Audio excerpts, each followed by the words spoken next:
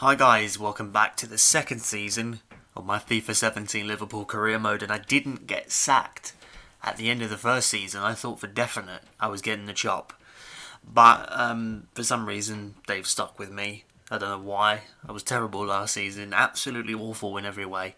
I think a lot of that was down to the fact that I didn't actually buy any players, and I just stuck with the team that Liverpool are having at the moment in reality, but maybe I should have bought players in hindsight, but it's the second season, so I have bought players. So I think it's time to actually have a little look at the transfer history for our club and just to see what's been going on. As you can already see there, I've already sold Simon Mignolet. So let's just quickly scroll down to the bottom. You might have seen some of them there. So first of all, Conor Randall went out to Grimsby Town for 150 grand. And I sold Divock Origi to Spurs. I don't know, he had a few good moments last season, but he was never really getting in the team. And he started to moan that he didn't get games, and his wages are incredibly high. So Spurs wanted him, they got him. We got 27 million for him, not too shabby. Then we sold James Milner to Southampton for 6.5 million.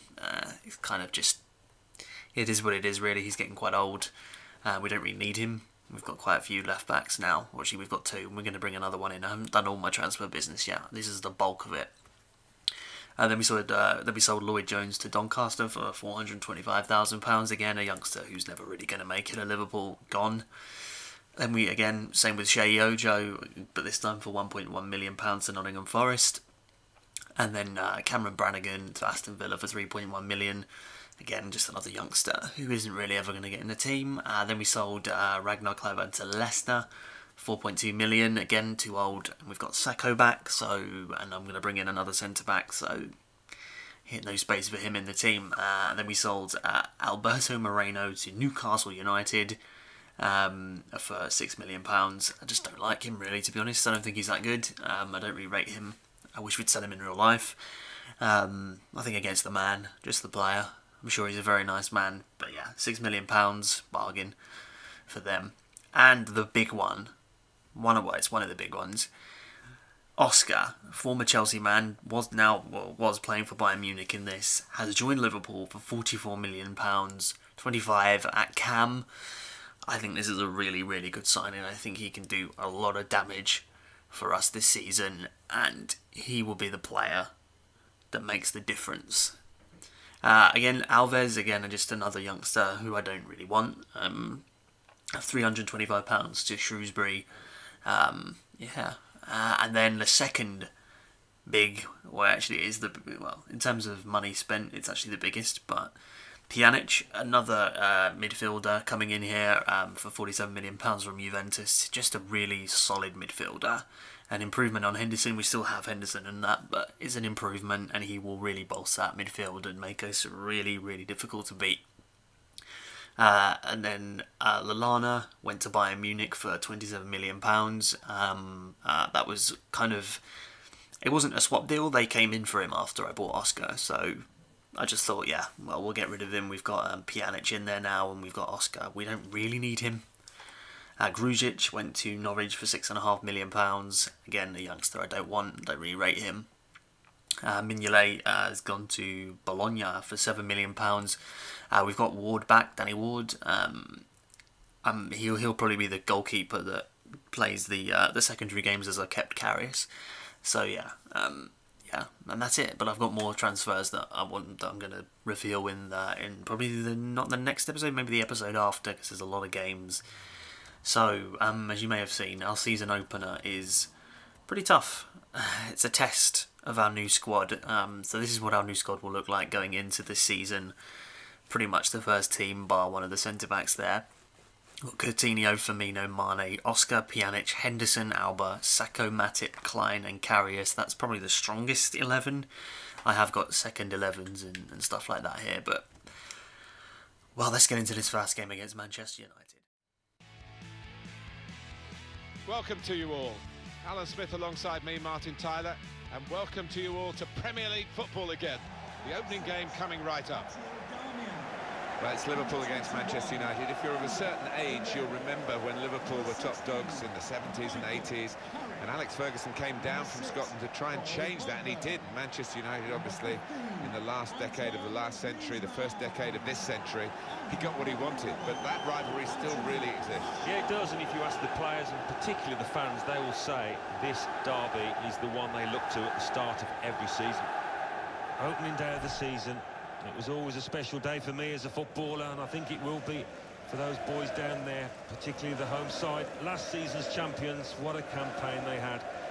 Warming up, you can see the confidence within the ranks, but coming up against a team that really do fancy themselves to have a successful campaign, I think.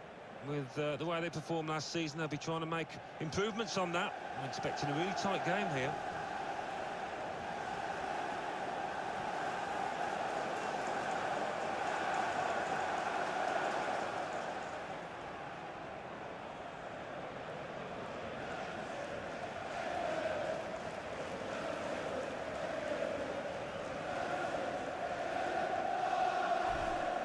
This is then the Manchester United lineup.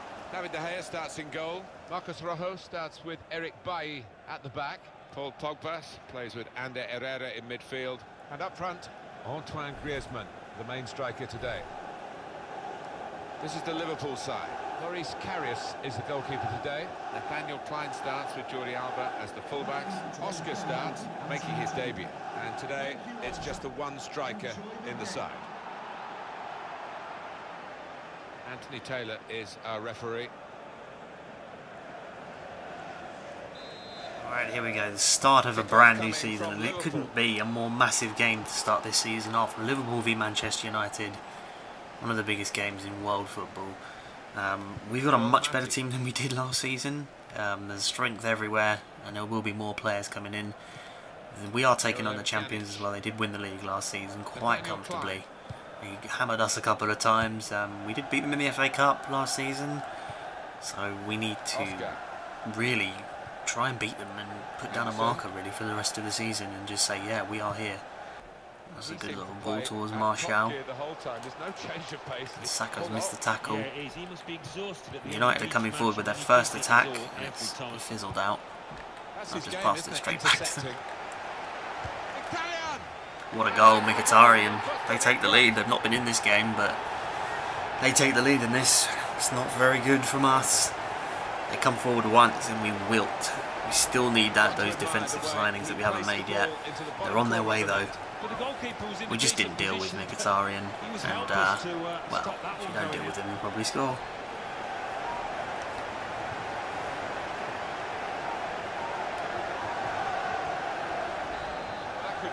Right, we're 1-0 down. After a good start, we've been the dominant team in this game, but no goals for it. Coverage of the Premier League fixture for Manchester United. They'll be facing Manchester Right, I've made a City couple of changes. They haven't come in yet. But yeah, I'm bringing Sturridge and I'm bringing Wijnaldum on.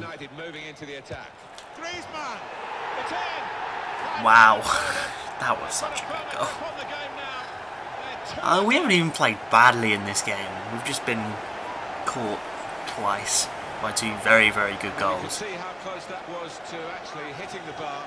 But it's into the roof of the net. Spectacular. It is, and the keeper couldn't get across. It was a decent strike.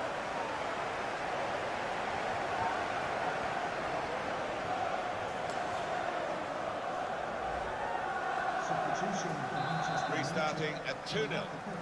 There's not much you can do about those, really. If they go in, then that's it. It's Mane. That wasn't bad defending, that was just a wonder goal. Well, that was desperately poor from us. It started off well and just fell into disrepair after a while. Not good enough, really. Right, we had 2 shots. We didn't have none on target in that game. That's so poor that was. They had 2 and 2. And we beat them in possession, but... Right, okay, so 2 transfers have been accepted from 2 centre-backs.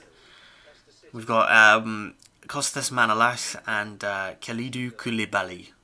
Probably not how you say them at all. And we've also sold... Andre Wisdom is gone. So, which one do I select, or do I just buy both of them? Manolas is the better player, to be honest. He's higher rated, so I'm going to bring him in, actually. I'm not going to buy both of them. That would just be absurd. It's going to be 111,000 with that one. Should be okay. To contract offer. How do I delay? I won't reply to it. Right. So yeah, we'll bring. Yeah. Right. So the next game is a Europa League game, not a Champions League game, unfortunately, but a Europa League game against. Who is it against? Molde. We're playing against some Molde. Right. So yeah, we also offered Damari Gray a contract, but I'm not going to accept it yet. I'm going to actually accept Manalassin first. Right, there we go. He'll be coming in as a centre-back, and he'll be probably replacing Sacco. Right, we want to bring Damari in as well. I think he's a very good player. As backup, he's not going to be, you know... he's not going to be in the team, obviously. He's just a backup player, just in case we start getting injuries everywhere, which we usually do. Right, okay, now we're going to go and play Molde. Welcome to you. I'm Martin Tyler. Alan Smith is with me. We are set now to describe EuroLeague action for you. Yeah, it's a high level of competition, this, and you have to be consistent. The game today, Liverpool against Molde. Liverpool trying to improve on their last showing, and they were beaten away from home against Manchester United. Yeah, the 2-0 defeat sent out a few alarm bells, I've got to say, but the players have been made aware of their responsibilities. I think they'll bounce back today. I think they'll win. One area I know they've been concerned about is difficulties from balls into the penalty area. They need somebody to head them away, and here we are with a new signing. Yeah, he's a player that likes to attack the ball. He doesn't shy away from the physical side either.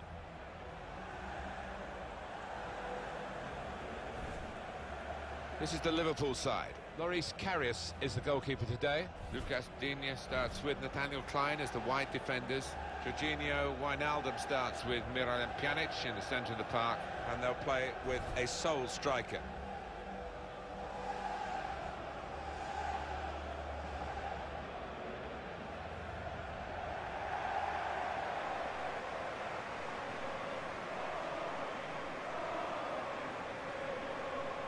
This is the away team lineup.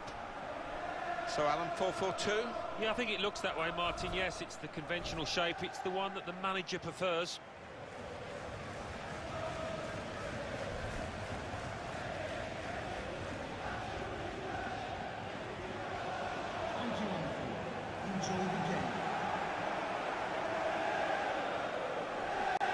Alright, Europa League action. Let's bloody do it. And win the Europa League. We're definitely good enough to. We're obviously not good enough for the Champions League. But we are here, so we might as well go for it. This is obviously a qualifier. I've made some changes, because obviously I've got league action, and there's going to be so much more fixture congestion this season with the Europa League in it. That is if we get through. There is every possibility that we won't.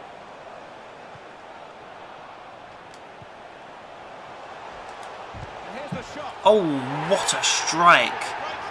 Who on earth was that? I think that was Woodburn? That was Woodburn. Ben Woodburn has scored in his Europa League debut. Are you looking, everyone? Are you looking? This is a really good goal, and not a goal I expected either. What a strike. What a strike.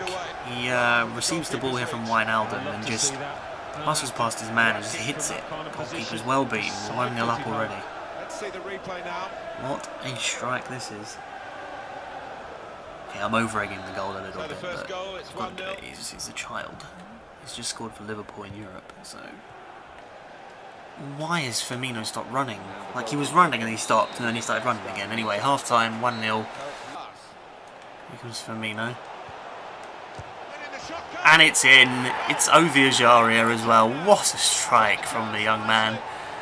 What a strike. The two teenagers have come into the... I think they're teenagers. No, they're not. The two young adults have come into this side and have scored 2 goals on their Europa League, well, 1 goal each on their Europa League debut. That's a good strike as well. Always going away from the goalkeeper. What a strike that is. Boom.